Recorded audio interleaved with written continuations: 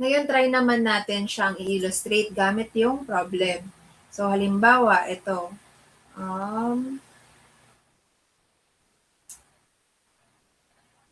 Ito, illustrative problem. On June 3, 2020, Happy Corporation received subscription for 5,000 shares of its 10 par value ordinary share at 15. A down payment of 25% was received and the balance was paid in full on July 4, 2020. So, anong unang transaction na nangyari? Naka-receive siya ng subscription. So, kailangan i-set up natin yung receivable at saka yung subscribe ordinary share capital. So, magkaano? 5,000 shares daw yung sinubscribe, yung inutang niya at 15. So, magkano utang niya sa atin? 5,000 times 15, may utang siya sa ating 75,000 pesos. So, ang entry is debit ka ng 75,000 na subscription receivable. Anong credit? Di ba ang credit natin is subscribe ordinary share capital. 5,000 times yung par, which is 10. 50,000 pesos. So, kung mapapansin nyo, tong subscribe ordinary share capital, para din siyang account na ordinary share capital.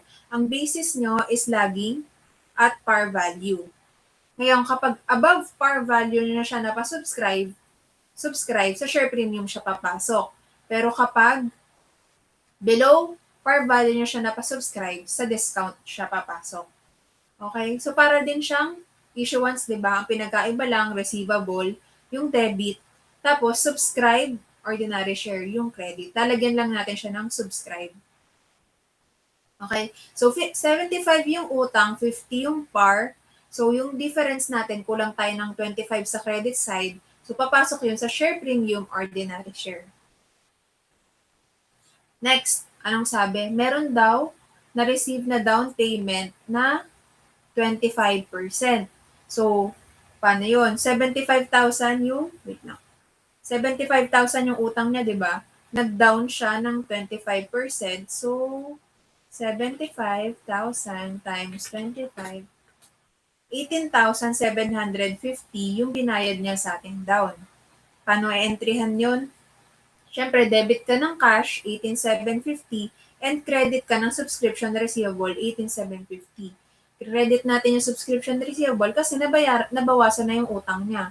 So, kung yung subscription receivable natin is 75,000, tapos 18,750 yung binayad niya, so may balance pang 75,000 minus 18,750, 56,250. Okay? Next, ano sunod na nangyari?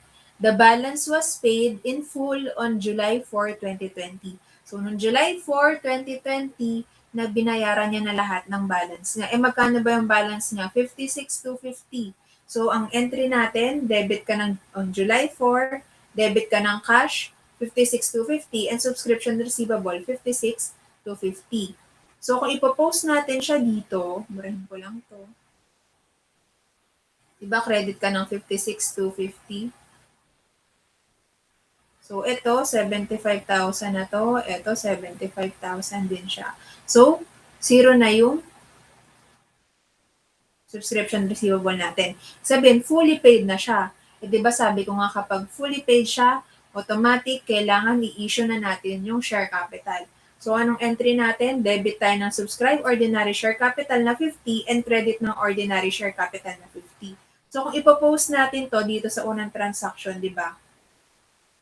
Yung subscribe ordinary share capital, nag-credit tayo ng 50,000 dyan. Yung January 3, wala naman na yan. July 4, wala. So, eto, dahil i-issue na natin siya, tong 50,000, kailangan i-debit na natin siya, alisin na natin siya. Para maging zero na yung amount niya. So, ayan. Kaya dinebit na natin siya. And para mag-zero out siya. Tapos, i-issue na natin yung share capital, which is 50,000.